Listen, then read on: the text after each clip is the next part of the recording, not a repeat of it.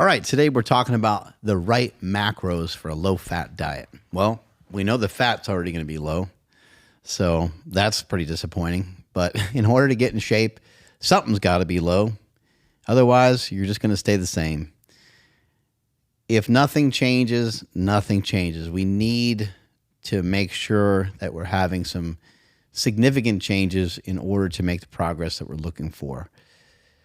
Bringing your fats down allows you to eat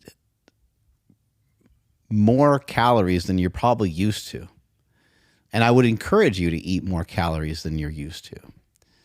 So how do we kind of find out the amount of fat? How do we find out the amount of carbs? How do we find out the amount of protein?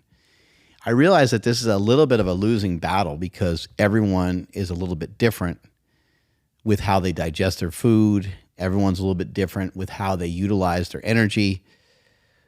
So these are just going to be very general recommendations, and I'm just going to basically tell you what I do. That's probably the easiest place for me to start is just to tell you what I do. Most days I have about 20 to 30 grams of fat. Is it hard to listen to a guy with these glasses on, blocking the blue light while wearing a weight vest? Does it make it more difficult for you guys to believe anything I'm saying, or you think I'm trying to sell you some snake oil? I might be trying to sell you some snake oil. Who knows? Anyway, you're going to be able to eat a lot of carbohydrates. You're going to be able to eat more food than normal. You'll probably be able to consume a little bit more energy than normal. The idea behind a low-fat diet, the idea that kind of kicked off with some of the sugar diet and sugar fasting, is this idea that when we start to feed the body a lot of carbohydrates, our body temperature comes up a bit.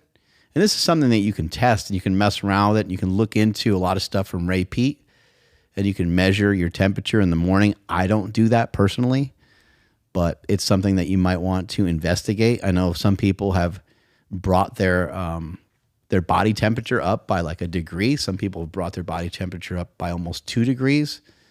And that sounds really interesting. That is revving your metabolism up. You're running a little bit hotter than normal. And you're going to be able to burn more calories as a result. So we know that the carbs are going to be high, but how high are we talking? Well, I think it would be a good idea for you to experiment for a little while.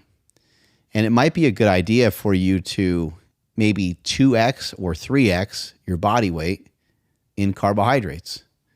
So if you weigh 200, maybe you have about 400 grams of carbs, anywhere between 400 grams of carbs and like 600 grams of carbs, just as kind of a tester. If you're not coming from a carb background at all, and you're coming more from a keto lifestyle or carnivore, then maybe you just start out with your body weight in grams of carbohydrates. That's a really easy one.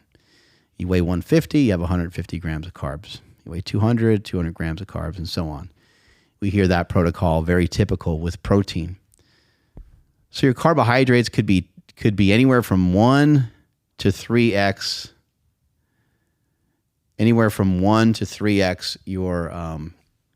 your body weight in carbohydrates. Now, we do have to take into account that there's some people that are heavy. There's some people that are 300, 400, 500 pounds.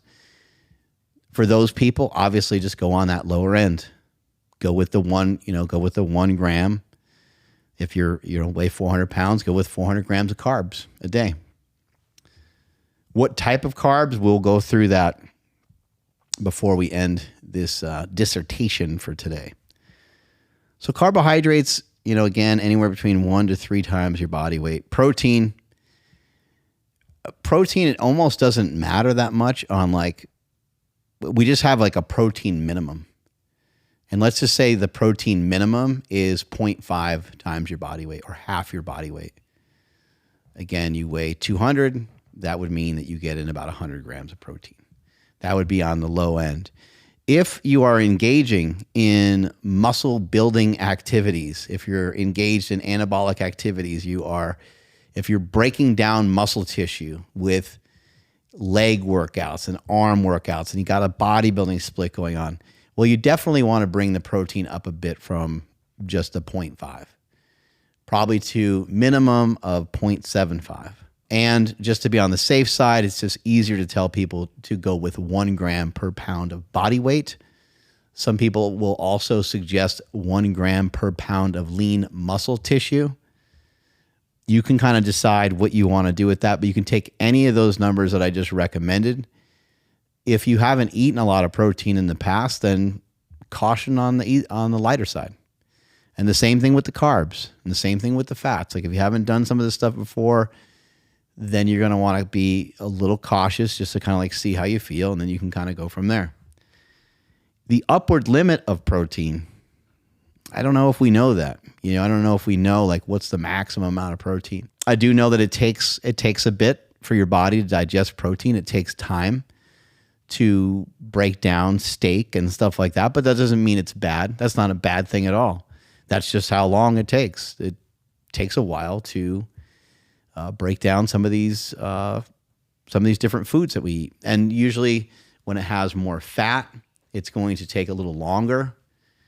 The more you have to like chew something, then the more like, broken down your body's got to like really break it down. You think about some fibrous foods that you eat, like a lot of chewing and digestion is going to be slower.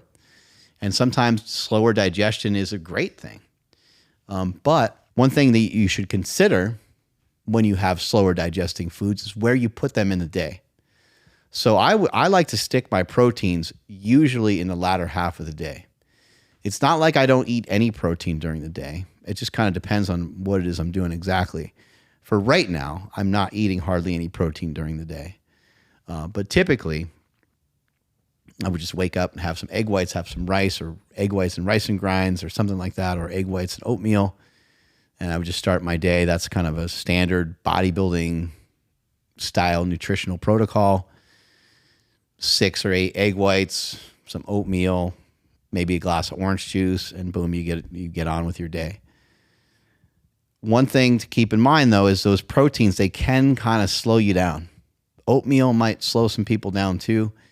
It kind of depends on the person, but like a little bit of fruit, a little bit of honey, rice cakes, rice cereal instead of like oats. Those things they all feel a little quicker. They all feel a little lighter. They all feel a little easier to deal with because some of us are training in the morning. And if you're training in the morning, you might want to get a little bit of that food in and then work out. For me, I've always liked to have about 90 minutes. I like to have about 90 minutes. I like to eat 90 minutes prior to working out. If I can't get the food in 90 minutes prior, I might have something really small within 30 minutes of a workout. And if I don't feel like that's a good choice, I just will forego it altogether because I hate having stuff like kind of rumbling around in my stomach when I'm trying to work out. It can be super, super annoying, super agitating for me. So that's kind of the way that I handle that. Let's go to the fats. It's easy for me just to give you like numbers. If I just tell you, hey, try to keep the fat like as low as possible. I don't know how low, how possible you think it is to keep it a certain level of, a matter that's really going to amount to great progress for you. Under 50 grams for sure. I'll just say that up front. Under 50 grams of fat for sure. Now here's where we can get like into some of the nuances of some of this. I would say that if you can get your grams of fat into the 20 to 30 grams of fat per day category, that's a really good spot to be in for losing body fat. I'm also not suggesting, and I'm not saying that you hover in this 20 to 30 grams of body fat, 20 to 30 grams of dietary fat every day for really long periods of time. This is just a suggestion to help get you leaner. As you get leaner, you're going to periodically bring that fat back up a bit. Also, you may want to take a little vacation from this lower fat protocol, maybe every 5 days.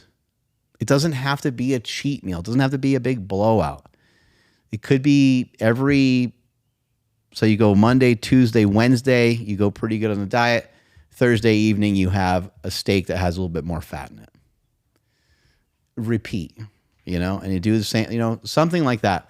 The cool thing about fat and fat-soluble vitamins, and on those days, you can actually take more fat-soluble vitamins if you want to. You could take, if you're a fan of vitamin D and vitamin E and A, D, E, and K and all that stuff, then you can take those things on those particular days, bring them up a little bit more because it's going to make more sense because you have a little bit more fat. It's not like you can't have them on the other days because on the other days you still are consuming dietary fat. It's just that you're consuming less. Maybe that's a day where you cook your vegetables with a little bit of olive oil. Maybe that's a day where you throw some butter on some of your food. You could do a 5-day split. You could do exactly what I'm doing right now, which is like a 5-day split of I'm eating my proteins later in the evening. I'm consuming fruit and vegetables throughout the day. I'm doing that Monday through Friday, and then Saturday and Sunday. Saturday and Sunday, I am eating more protein. On most days, I'm having about 100 grams of protein. On Saturday and Sunday, I'm going to have 100 grams of protein per meal. It's just something I'm experimenting with, something I'm trying out, and we'll just see how it goes. Because I like to experiment. I like to kind of poke around. When I try these diets, I like to see what's there. I like to see what's available. I like to kind of take some of the stuff that I know already, and then I like to kind of manipulate it from there. And so far things feel good, but this is only week 2 of me kind of messing with this.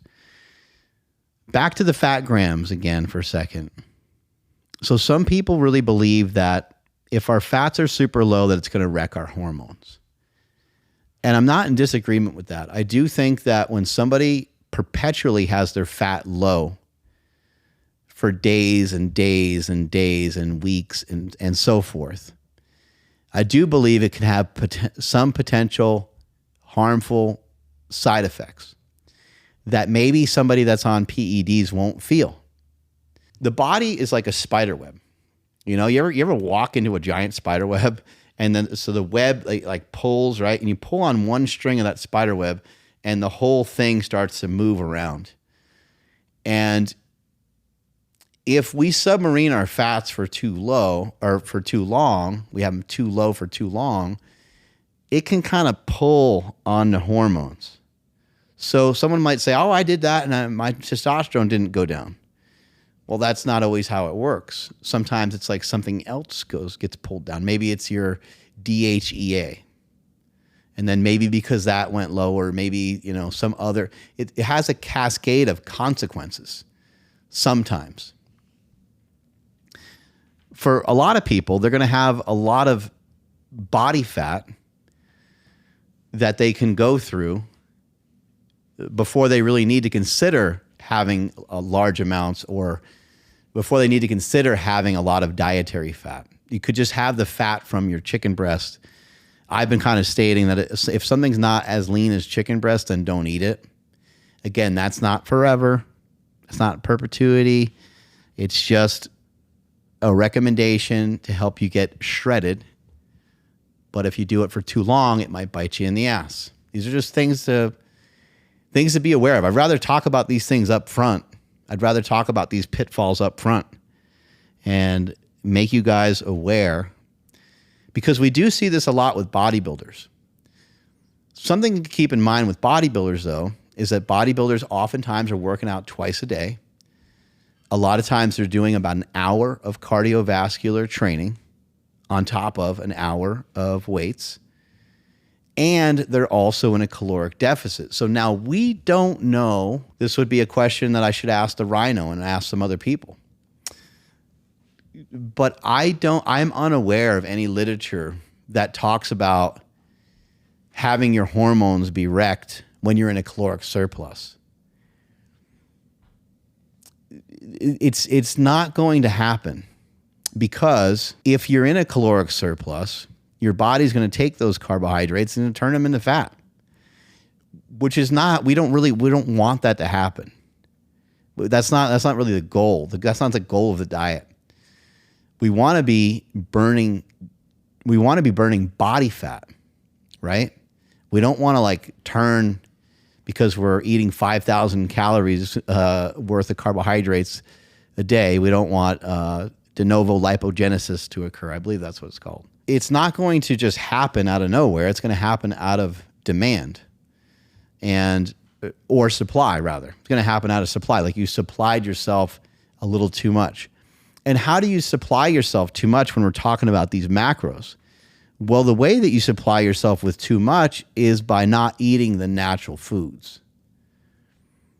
So if we take some rice and we throw some teriyaki sauce on there, it just gets way easier to mow down tons and tons of rice. So just be cautious, be a little careful with some stuff like that. I like to add a little bit of sugar to my rice sometimes. I like to add salt. Like what's better to add, salt or sugar? Well, salt doesn't have any calories in it. So the salt, even though the salt does make it easier to eat more rice though. So you still want to pay attention to how are you manipulating your foods? We want them to be palatable. But it's better if they're not hyper palatable. Even if it's just an herb or spice. Palatable, good, well above and beyond tolerable, right? Like it's pretty close to awesome. For some of you, if you make all your meals awesome, then you might be back in the same spot you're always in, which is you're in the same spot of overeating. For most people, they won't have to worry about that for a long time. In my journey, coming down from 330 pounds, that was not something that was on my radar to really worry about a lot. But over time, it became that way. And over time, I had to recalibrate my taste buds. You see, what happens is by eating junk food, by eating fast food, and by eating pizza, and by eating Ben & Jerry's and peanut butter cups and Snickers bars and Take Fives and Kit Kats and Paydays and all, by eating all these different things, I used to mow down so many of these. I have a major problem with chocolate. I love it. I love chocolate. In eating these things, you end up desensitizing your taste buds to the way stuff is supposed to have like a subtle. Things are supposed to have kind of a subtle flavor or a particular flavor. You know, like a lemon or a lime, right? Like it's going to be like sour, right? Or a pepper might be spicy, might be pretty hot. Or garlic's going to have a pretty specific taste to it. But a lot of things are like a little bit gradual until they're like ultra processed. Start to get into ultra processed foods, you end up with like a lot of different tastes and flavors happening, and it feels like it's spread out throughout your whole tongue. It feels like it gets like the back of your tongue, the side of your like cheeks, and like the front part of your tongue. It feels like it just gets like everything going boom, just going crazy. Like there's a big disco ball light show going on in there. There's a party in your mouth, basically. It's the way that it feels, right? And not everything should be a party. I mean, think about how an egg tastes. Like just an egg, like whatever way you want to make it. Scramble it. It could be sunny side up or whatever way you like it. Over medium. Okay, an egg has like a little bit of a sulfury taste to it. But if you pour a bunch of like red hot sauce on there and butter, you're not going to really get that. That sulfur taste is going to be muted quite a bit, right? And I'm not saying that you should be plain Jane and super boring with your stuff. I love spices. I love stuff to be hot. I like seasonings. Hardcore Carnivore is one of my favorites. Jess Sims makes such great products. We had her on a podcast a few years ago. But yeah, Hardcore Carnivore. This stuff's awesome. I love flavor. But what I'm telling you, that it might be a good idea for you to investigate and to dig a little deeper in on your own taste buds. Years ago, years and years ago when I was more into what I would just call like health, when I was probably 20 or 22 or something like that, I kind of noticed like, man, I eat really well. I'm on this like great diet, but I'm eating so many things that have so many flavors to them. And I started to just eat like spinach straight up. I started to eat like arugula straight up. I started to eat nuts just by themselves. I started to shop for stuff that didn't have salt and didn't have this, didn't have that. It wasn't because I thought sodium was bad. It wasn't necessarily had anything to do with any of that. It had to do with my taste buds. And I was like, I can't taste anything anymore. Like I've like kind of killed my taste buds. The only thing I can taste is when it's amplified. When it's amplified like crazy is the only time I can really taste anything. And so I started to like cook. I'd cook meat and I wouldn't put anything on it. And I would eat some of the meat first before I put anything on it. And I just wanted to like what the hell does this thing actually taste like? And then you're like, it doesn't taste like anything. But that's actually not true. It certainly does taste like something. It's just we get desensitized to it. There is a very particular flavor to everything on this planet. Whether it's a plant or an animal meat, it doesn't really matter what it is. There's a smell. There's a particular like code in that food. And to get disconnected from it too much is a mistake. So it might be a good idea for some of you to investigate your palate a little bit. Check on it a little bit. Make sure that you can taste. Make sure that you like, some people are like, I hate drinking water. You're like, what? What's wrong with you? What are you, some sort of animal? What are you, a savage? Well, an animal would know better. An animal would want to drink water, right? But everything's flavored. You know, I got flavors of stuff in here. I got flavors of stuff because I have like tea in here. And then I'm drinking this new brew, which is a kratom kava tea thingy. And it's flavored. You know, everything's flavored, right? See if you can get away a little bit from some of that flavor. You're going to make huge progress on your diet by doing that.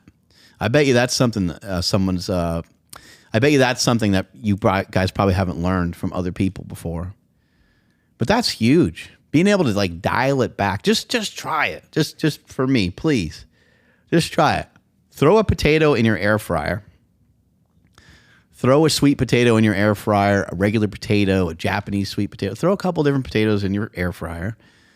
Put that bitch on for 25 minutes. And when they're done cooking and they cool down, take a bite of each one of them before you put anything on it. They all taste wildly different. And it's the white potato is going to be harder to eat without anything on it. It's going to be like weird to try to eat it without anything on it. No salt, no nothing. It's going to be kind of hard. The sweet potatoes and so on, those will be easier because they're creamier. They're not as dry, right? And they have a different texture. So it's important that we gotta like, for those of you that want to lose 100 pounds, this is the kind of stuff that it's going to take. You have to learn a lot about yourself. Like, what are the reasons why? Okay, there might be some deep shit, right? There might be some deep-rooted, my dad or whatever. You might have some like thing, you know. There might be a trauma, and okay, I get it. But those are things that led you to go down that route in the first place. Those aren't the reasons today necessarily. They're still connected. But if you want to disconnect yourself from highly processed, ultra processed foods, the way to do it is to retune your taste buds. You have to retrain your brain. And you have to start to tell yourself, no, this is in my best interest. No. Not this other stuff. Not this noise. Not this highly attractive, really good smelling pizza stuff. That stuff's not, it's not for me.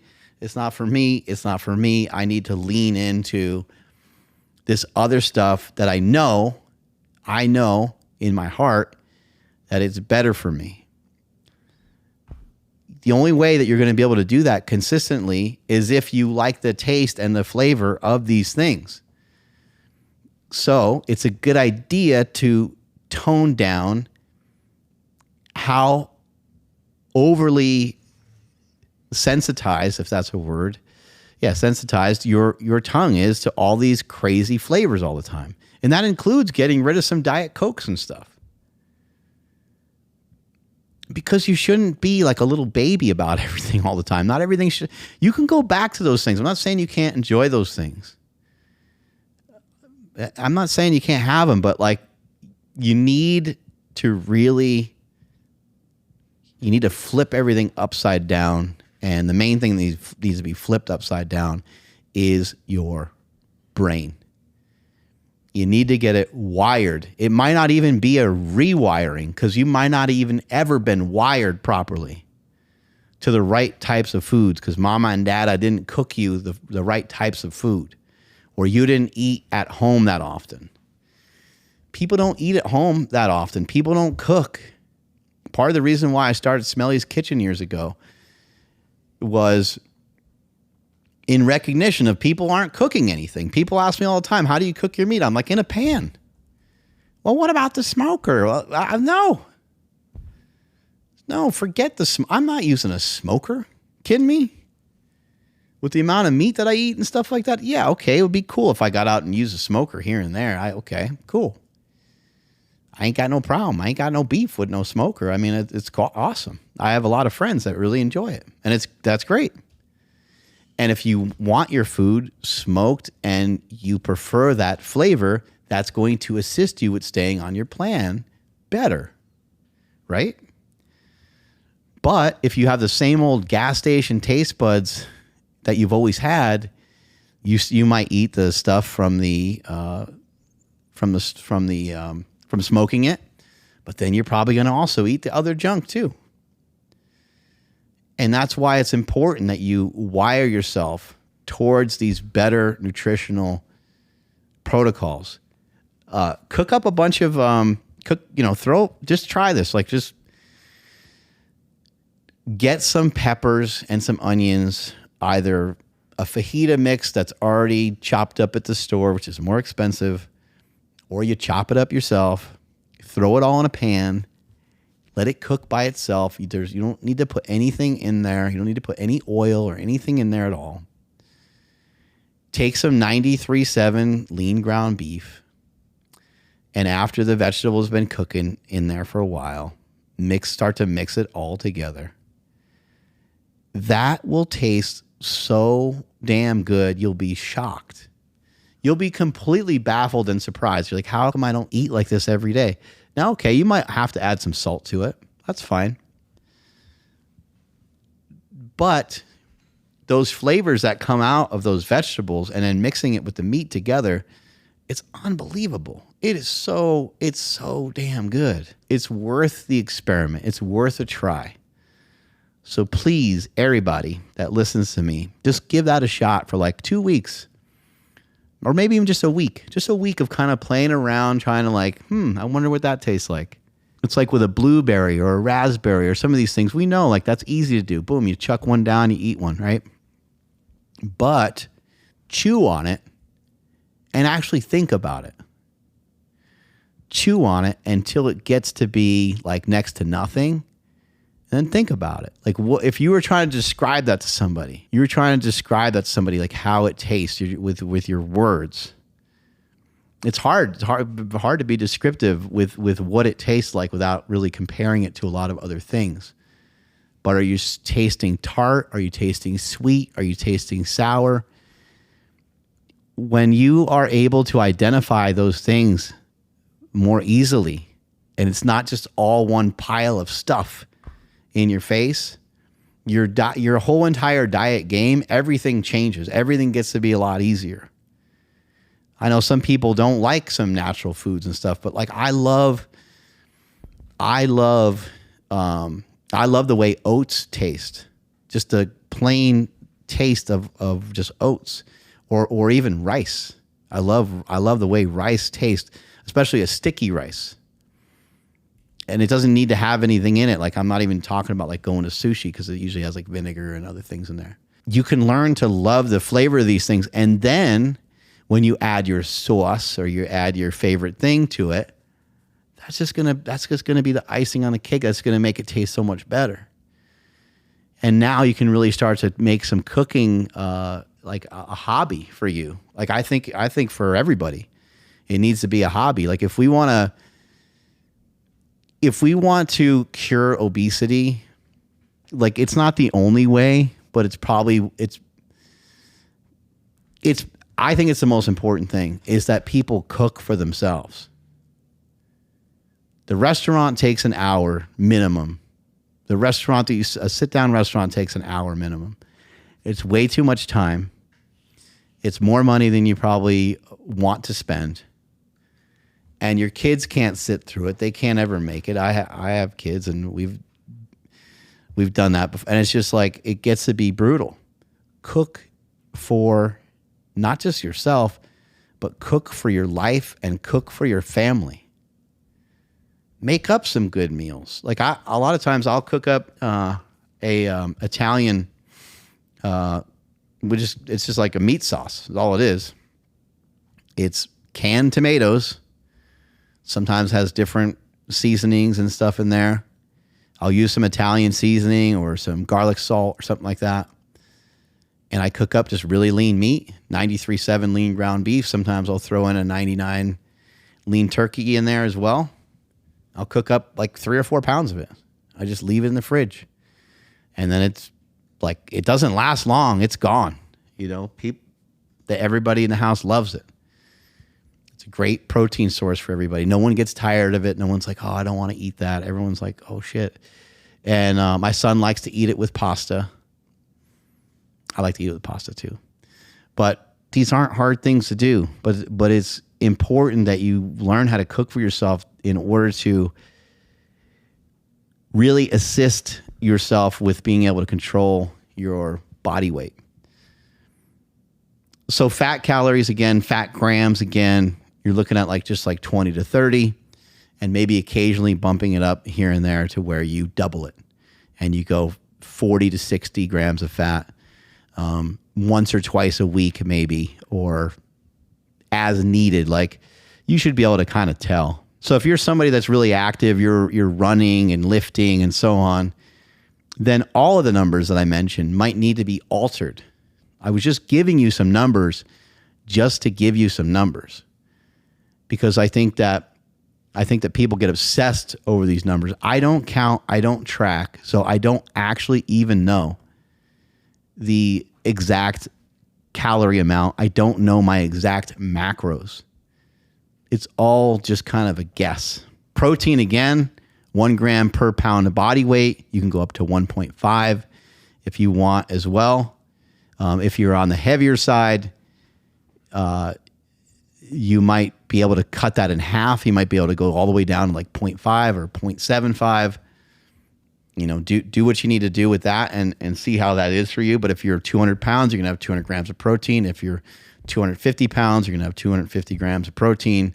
If you're 300 pounds, you're going to have 300 grams of protein-ish, right? Like, so judge it for yourself. You can go based off your lean mass. You can just make some wild guess and say, I'm probably 30% body fat. Therefore, that means I have this amount of lean tissue on me. So I'm going to eat this amount. Sometimes people like to also talk about the amount they want to weigh. So someone that weighs 300, they might say, I want to weigh 180.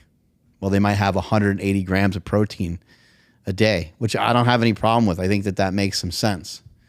If you're training really hard and you're putting in a lot of effort towards hypertrophy, towards building muscle mass, you're breaking down tissue often, then you might need to bump your protein grams up a bit. It's pretty simple.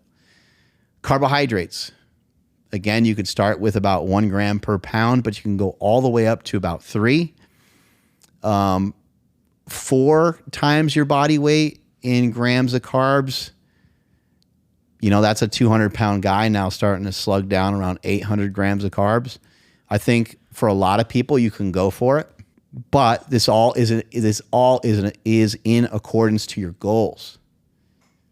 So if you see that, if you see the scale or you just feel fatter or whatever the case is after 2 weeks of eating, 800, it's obviously not working the way that you wanted it to, right? So you bring them back down a little bit. It is a good idea probably to not weigh yourself super often when you're trying something new. The scale will try to regulate and try to keep you in a caloric deficit if you're not careful, because the very definition of a caloric deficit is the scale going down. However, it is nice to have something to track our progress. So occasionally a waist measurement, occasionally maybe just some pictures. Maybe you take a picture or maybe you take a video on your phone. It's just for you. It's for you. As you're videoing, you're saying, hey, this is day 1. It's, August 10th or whatever, 2025. And I'm going to check back in on August 20th. All right, bye. And you try to get a couple different angles, try to get the back, try to get, some different shots. Maybe somebody holds the camera for you, whatever it is. You check back in, stuff like that. Maybe you weigh yourself every other week, or maybe you weigh yourself once a week. Any of those things will work. It's just that just be a little bit careful with the scale, that the scale doesn't keep you in a caloric deficit. I think the best bet for anyone that's trying any nutritional protocol, whenever you start any nutritional protocol ever, I think you should always try to start out with a lot of food. You should always try to start out with a lot of food. That's been my suggestion for over 10 years, and it works great. And you know what happens is a lot of people don't even need to pull back from it. You're like, yeah, eat this amount of food, and you start there. And then, 2 weeks goes by and they're like, man, I feel like I'm eating quite a bit. And you're like, okay, good. Well, how do you feel? They're like, I think I'm getting a little bit leaner. I think I'm getting a little better shape. It's like, all right, well, let's leave it there. And then it might turn out that they get to kind of keep it there, or maybe even maybe even start to eat more food after that. But always, I think that whether someone's trying low carb, they're trying low fat, whatever it is they're trying, I think you should always start out with like intentionally trying to eat more, because a lot of times intentionally trying to eat more doesn't always mean that anyway. It doesn't always mean that you're going to eat a lot more. So finishing off with fats. Again, the fats are like in the 30 and under range. If you can get it to 0, if you can zero your fats out for some days, I think that's even better. Get your fats, maybe not 0, but like, I don't know, under 15, under 10, something like that here and there. I don't have any problem with it. Doing that too often, again, you might have some weird issues pop up, but which I don't even know what all of them could be.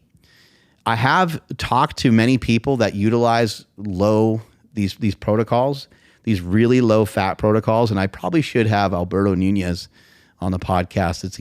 It's time to bring him back on, because he does a lot of interesting stuff with his clients and with his people, and he would know firsthand really well